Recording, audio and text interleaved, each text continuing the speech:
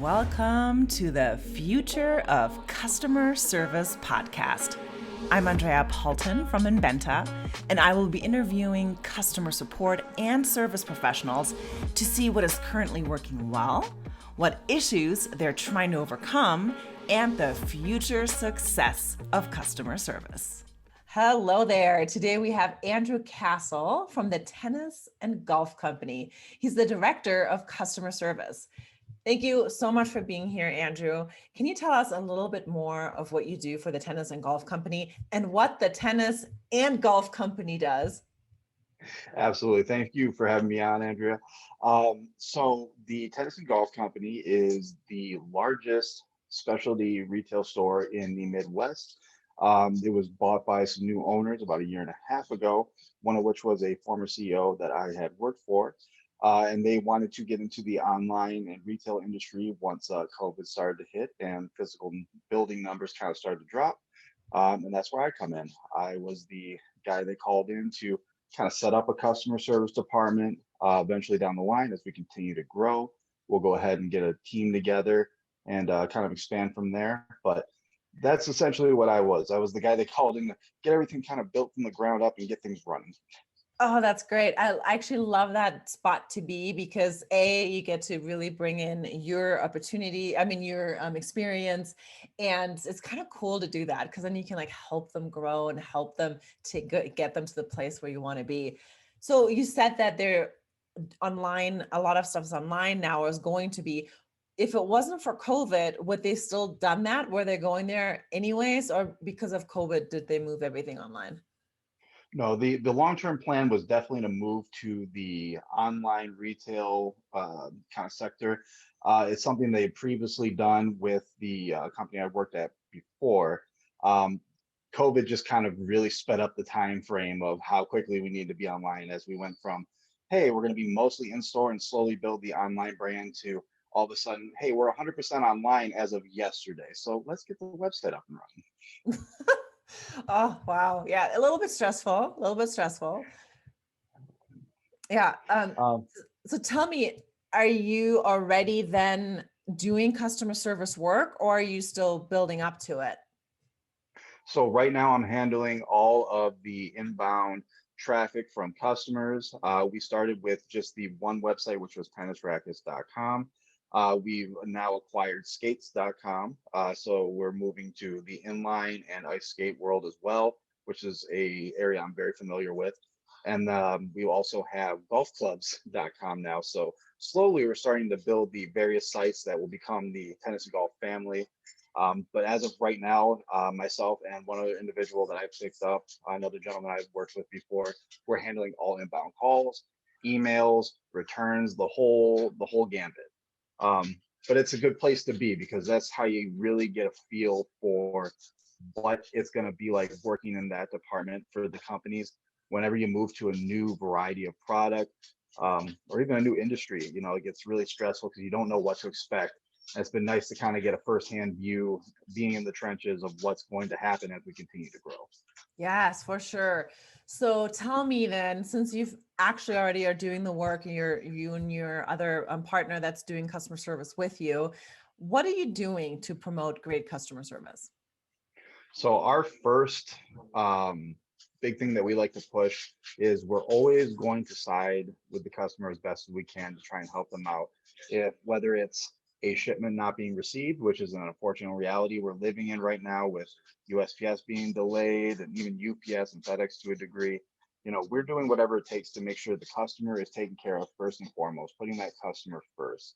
Handling the claims, handling other stuff on our side, making sure the inventory is right.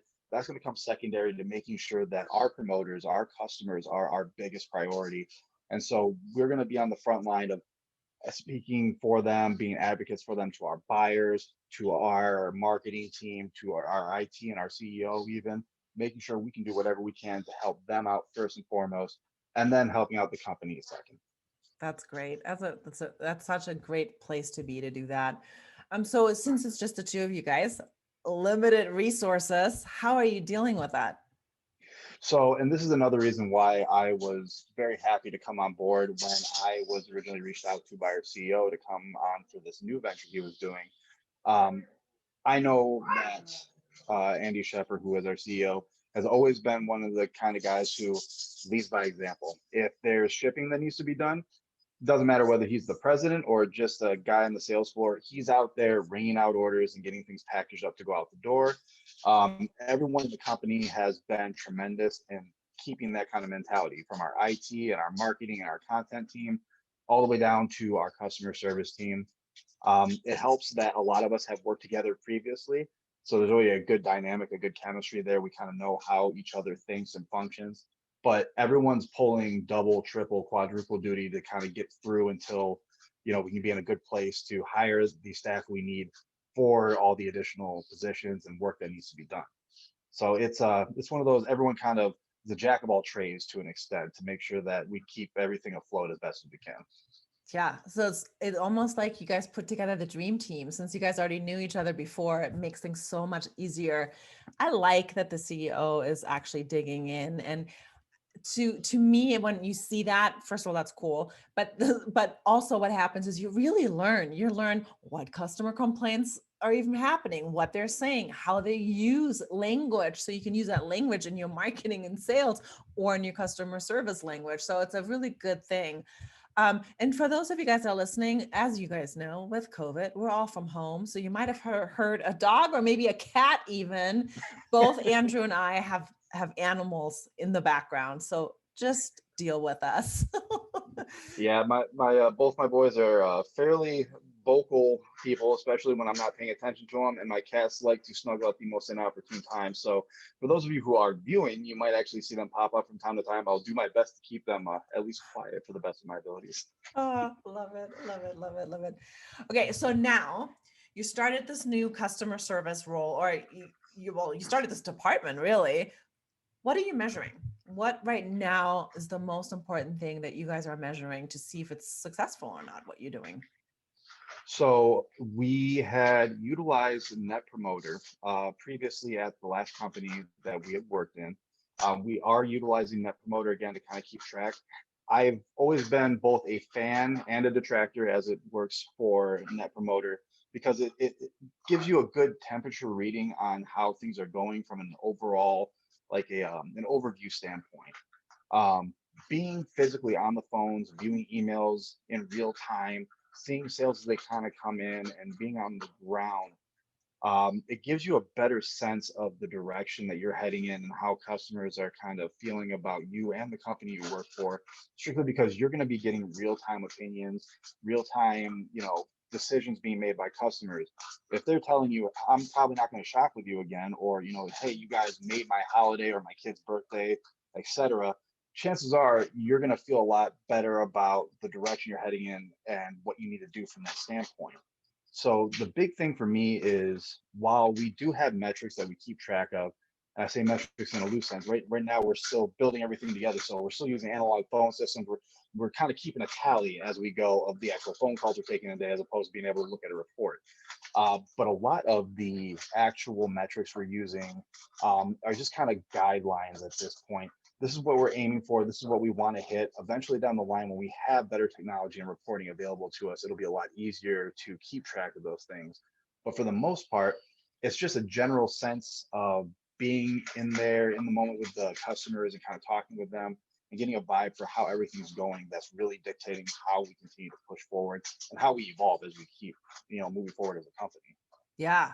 Okay. I like that you have that plan for the future too, that you will change. You will have to change. Talking Absolutely. about change, I saw on your LinkedIn, because of course I had to stalk you, right? That's what a podcast host does, that you've had Absolutely. multiple customer service roles. So you're very comfortable in this field. What is your plan with artificial intelligence currently at the current company? And also, I want to know what you think the future role of AI is in customer service.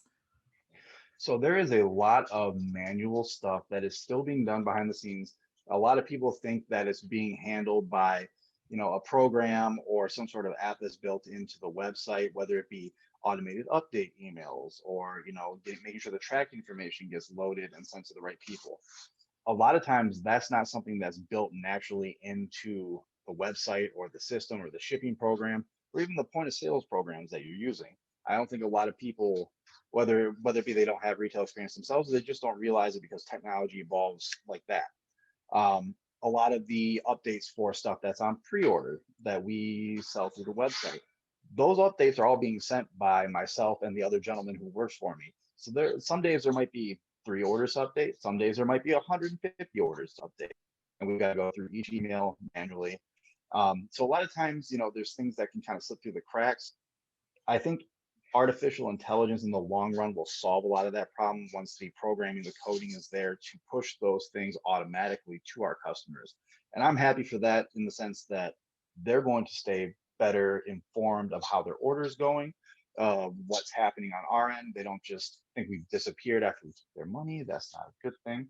Um, uh, on the other hand, there's some things that AI obviously just can't replicate that a real person, a real human contact speaking with somebody on the phone can absolutely, do.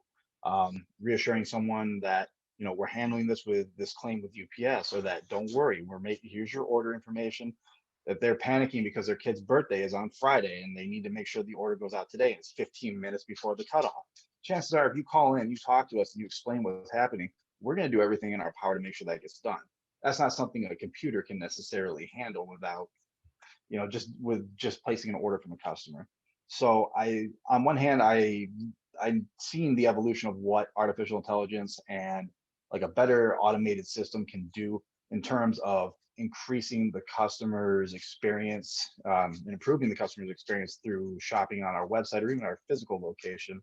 On the other hand, it's something that it'll never just flat out replace customer service in my mind, at least not for people who value the customer service and making sure their customers approve of how they're being handled and treated. Yeah, the one good thing is that, we're getting more advanced and it is more personable now. It used to be so robotic and cold, and now you get slang and you get, like it actually sounds like a real human being talking to you.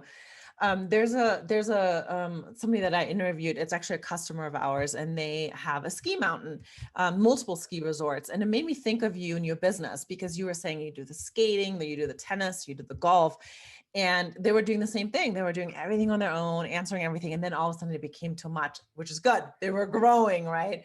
And now Absolutely. seeing that all the chats that they get, so they have a chat bot on their website, 80% is being handled by the chat bot, and the people are super happy. And then about 20% is getting, it's like those birthday things that you were mentioning, like, like, oh my gosh, or my kid is stuck on the lift or something like that.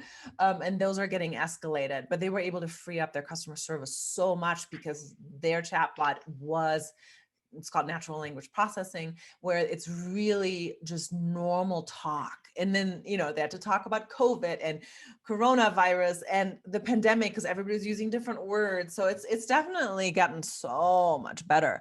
And I like that. Again, I like that you guys are doing it though, all on your own right now. I know it's a lot of work. I know you probably don't like it every day, but you're like set up to really understand your people and their needs. And once you are going to be there where you can't do it anymore, or you have to hire 100 people to take the calls, then being able to set up some kind of knowledge center or chatbot or some kind of AI, you're going to be so golden because you're going to speak exactly like your customer. So it's cool to see what you're doing. Yeah, and that was one of the big draws for me here. The previous company I worked for, Mr. Shepard and a gentleman named Steve Kopitz, was Summit Sports, which, funny enough, is a ski and snowboard company, and I'm very familiar with how those industries work as well. And I got in as just a regular old phone rep, starting on the ground back in 2009, and I worked my way up to the director of customer service for that company. But I had gotten in after they, like, I mean, right after they had moved from all being crammed, like 30 too many people crammed into one tiny office up front with a warehouse being in the back of the building. I'd gotten in right after they'd gotten past that point, and I'd always heard great stories about how fun it is to work that close and in tandem with so many different departments. Everyone kind of jumps in and helps out as best as they can. And so when I had the opportunity to jump in and do it again with the same team, I said, absolutely. I dropped what I was doing, came on over, And it's exactly like you said, it's an awesome opportunity to not only build something that I feel passionate about and that I really like doing, but it's also the opportunity to watch it as it kind of grows and expands and learn myself how to deal with it from the actual ground all the way up, building it my style. And it's going to be a crazy, crazy adventure. I already know based on what I'm already seeing, and it is a lot of work. Although I will say I do love it. I'd say 99.99% of the time I'm there. But more importantly, it's going to be a great learning experience long term for me, not only for myself, but for those around me as we kind of do this dance all over again. Yeah, yeah. So I usually end up asking my guests to give one piece of advice to customer service departments, but I'm going to change it for you because I have a question for you that is to other people that are just like you. First boots on the ground, you're the first man on the moon, starting out a customer service department. To all those people that are doing exactly what you're doing, all on your own, really, what number one piece of advice do you have for new director of customer service people for a new business, a new customer service department? So my one piece of advice would probably vary depending on the type of person.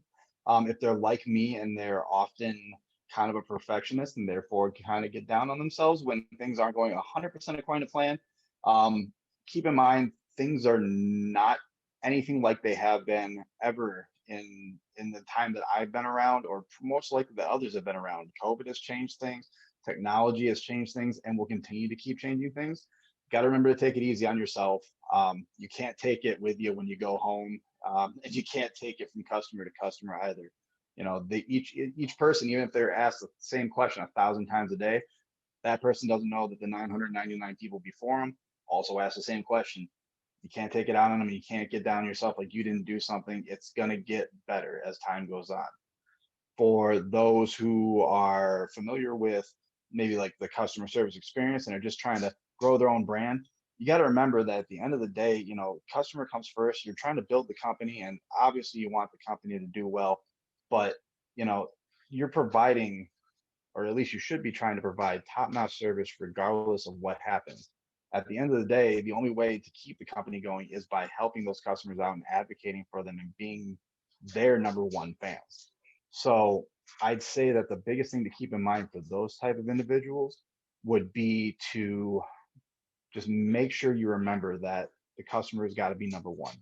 Obviously, don't just lay down for everything, but put that customer first and think about how you would like it if you were in their shoes in that particular situation. Do whatever you can to do what would make you happy. And for all my other phone reps and other individuals who are out there on the grind all the time, I would say my number one piece of advice is invest in a very, very strong coffee. Nice. Okay, we're going to end there because that's I like that. That's gold. Strong coffee. Andrew, I Absolutely. really appreciate you being here. Thank you so much. And I wish you the best of luck, although you don't need luck, you know what you're doing. And I appreciate your time. My pleasure. And thank you so much. Thanks so much for tuning in. This podcast was brought to you by Inventa. Inventa Symbolic AI implements natural language processing that requires no training data with Inventa's extensive lexicon and patented algorithms. Check out this robust customer interaction platform for your AI needs, from chatbots to search to knowledge centers and messenger platforms. Just go to our website to request a demo at inventa.com. That's INBENTA.com. And if you liked what you heard today, please be sure to subscribe to this podcast and leave us a review. Thank you.